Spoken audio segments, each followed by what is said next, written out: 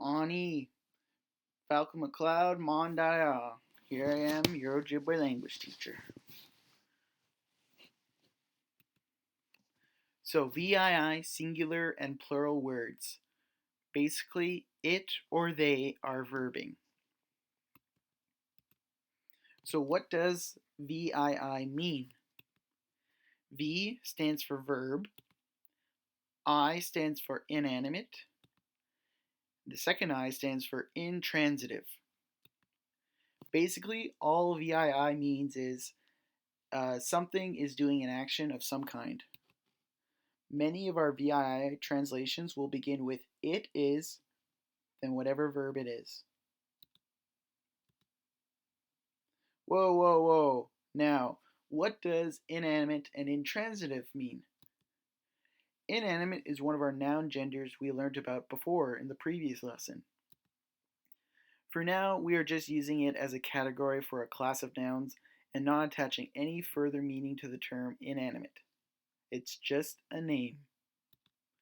Intransitive means something or someone or thing is not doing an action to someone or something else in the sentence. For example, she kicks versus she kicks the ball. She kicks is intransitive because she isn't kicking anyone or thing. She kicks the ball is transitive because we know exactly who or what she's kicking, the ball. So let's identify our VII words. Based on your knowledge, decipher which words are nouns and which are VII words. So here are our VII sentences. Mdwewes chigan beekshka. Mdwewes chigan beekshka. Pquaqua jabopte.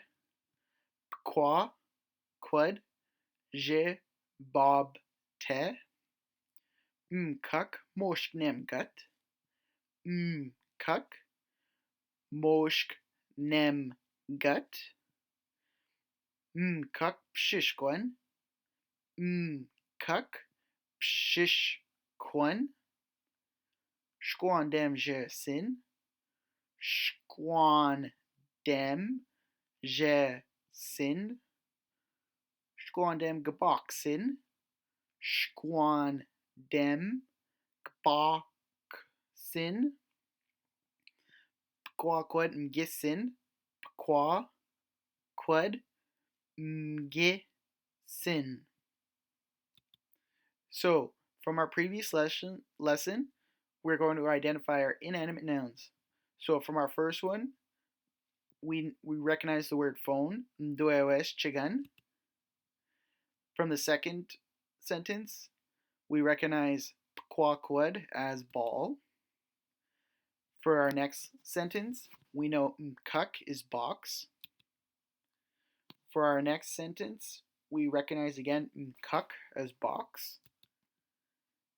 For the next word, we know shquandem is door. Again, we can recognize shquandem as door.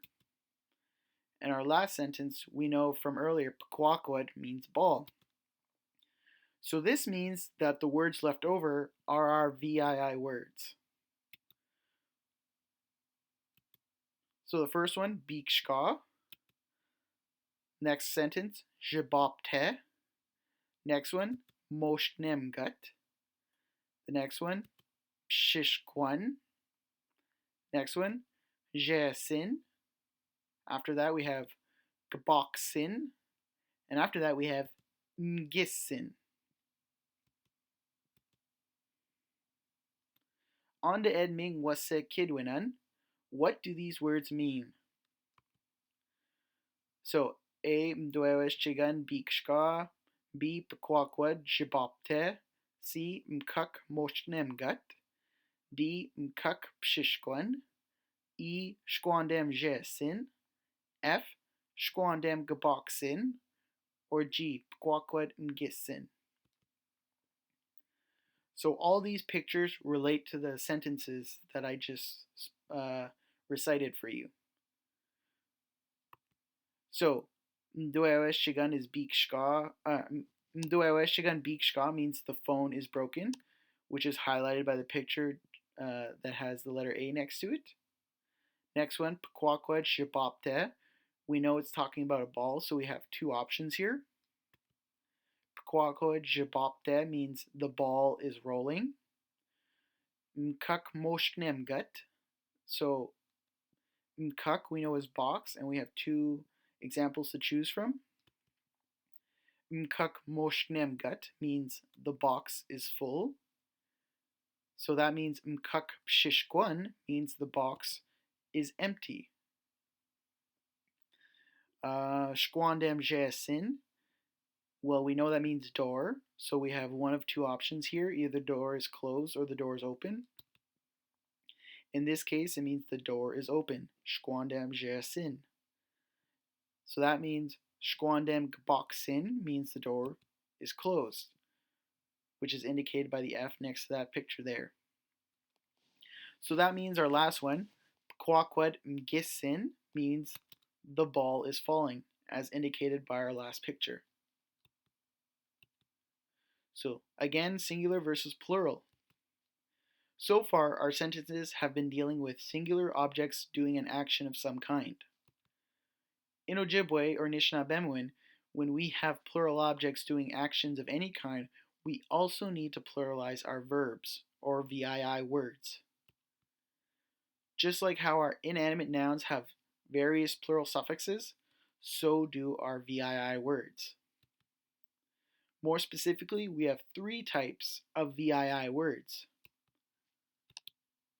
Our three types of VII words: 1. VII words that end in vowel sounds. 2. VII words that end in D or T sounds. And 3. VII words that end in N sounds. So for our first set of VII words, we have two examples. Bikshka, because it's got that double A ending, and that means it is broken. And then jabapte, which has that eh sound at the end, that E, which is a vowel sound, and that means it is rolling. For our second set of VII words, we only have the one example for now, moshknem gut, which has a D sound at the end, and that means it is full. And our third one has four examples that end in N sounds. We have pshishkwan, which has an N sound, meaning it is empty.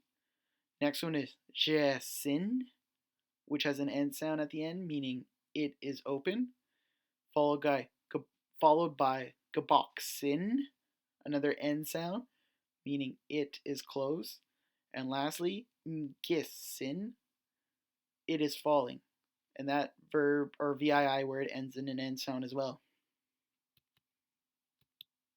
So based on what you know about VII words, identify how to pluralize each type of VII word from the sentences below. So we have Ndwe wes chignan bikshka one. Ndwe wes chignan bikshka one. Quakwadon jabapte one. Quakwadon jabapte one. So in those first two sentences, our nouns are pluralized based on the lesson we had before. And now our verbs have been changed.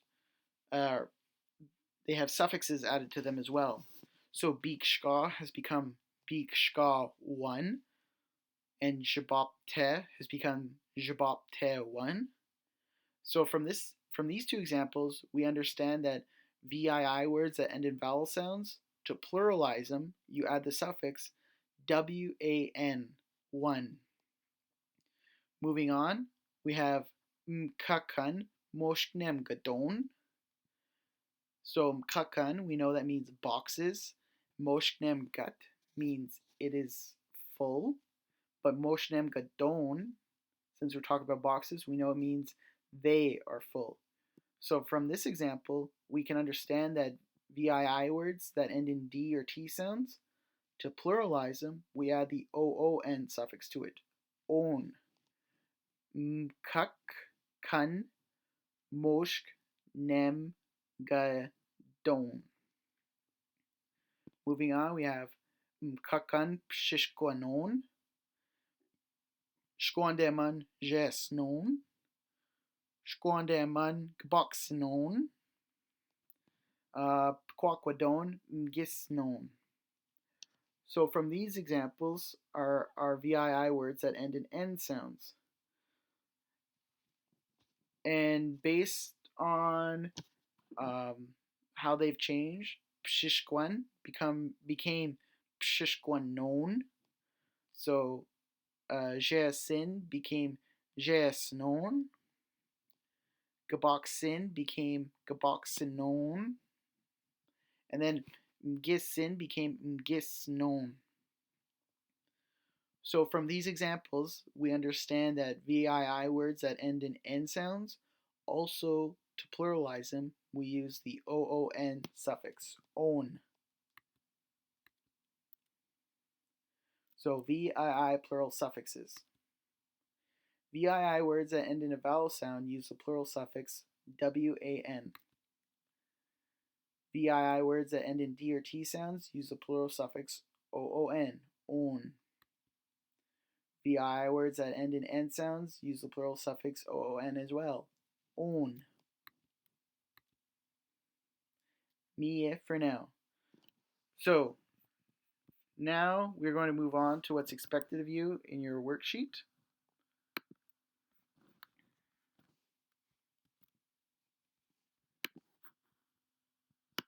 Alright, so in your worksheet, in the space provided, write in which word is the noun from the sentences below and translate that word into English. Well, we know Chigan is a noun and it means phone. So I want you to write the noun in the space provided. So Chigan, and then translate what that word means into English. Phone. So you're expected to decipher where the nouns are in the next sentences and to translate them into English, just as I've done for you here. In the next one, we're going to look for the verbs or the VII words and then translate them into English as well. So pakwakwad, we know that word means ball. So that means that this word here, mgisin, means is our VII word. So mgisin means, actually, you know what? If you don't know what mgisin means, now is a great opportunity for us to look at our online dictionary through the OneDrive. So, alright, just gonna refresh this.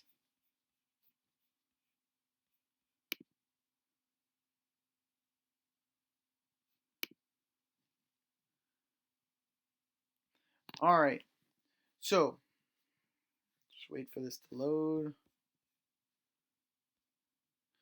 Alright, so if you forget what ngisin means, I want you to go into our Near North, or NNDSB, Nipissing Dictionary. I want you to click on the magnifying glass and type in either the word you're looking for. So if we want to look for the word ball, type it in, and it'll take us to it. Where is it here? Alright, so right here, kwakwad, ball. So earlier we didn't know the word mgisin. So let's type that in and see where it takes us. Mgisin. So mgisin, it is falling or falls. So it's a VII word meaning it falls. So back to our worksheet. So mgisin means it is falling. So now you can figure out the rest of these based on our lesson. So now you have to match the correct verbs or nouns to the following translations. Pshishkwan, well, we know that word means it is empty. So we can cross this out and put in D. All right. So moving on. Again, here's an opportunity for you to write out your answers. So are the nouns you are learning animate or inanimate? If you forget, I suggest you go back into this video and locate where when I indicate what your nouns are, what the noun gender are, animate or inanimate. What is a suffix? Again, we have either earlier in the video or in the lesson I explained that. List the 3 inanimate plural noun suffixes that we have covered in class. So what are the 3 inanimate plural noun suffixes we've covered? There's 3 of them. Number 7, we have 4 types of verbs in Ojibwe. The ones that we are focusing on today are called VIIs, or VII words. What does VII stand for? And more importantly, what does it mean? Does it mean she or he is verbing, it is verbing, they are verbing, you all are verbing, I am verbing, etc. Number 8, what are some examples of the 3 types of VI words and how do you tell them apart? So we went over 3 different types of VI words in our lesson, and what were the main characteristics that we deciphered them by? I'll give you a hint. It has to do with their endings. And then based on the examples from our list of words, what are the plural verb suffixes? So what did we attach to the end of our verbs to pluralize them? If you forget, I suggest going back into this video and listening for that part. Alright, so number 10, Akanotan wasne Nishnaabemwin. So that means translate these into how you would say them in Ojibwe. So the door is broken. So this first one, well, we know door is shkwan dem. And then from our list of words, we know that it is broken is big shka. And that's all that's expected for translating these. You just need 1 word for your noun and 1 word for your VII word. Number 11, Akanotan wasne ejajagna shimian. So translate these into how you would say them in English. So mkuk bikshka. So we know the word mkuk means the box, and bikshka, well, we know from just earlier, bikshka means it is broken. So the box is broken. All right. So you are expected to fill in the rest of this worksheet on your own. If you need any help, you know how to contact me. Aho miigwech.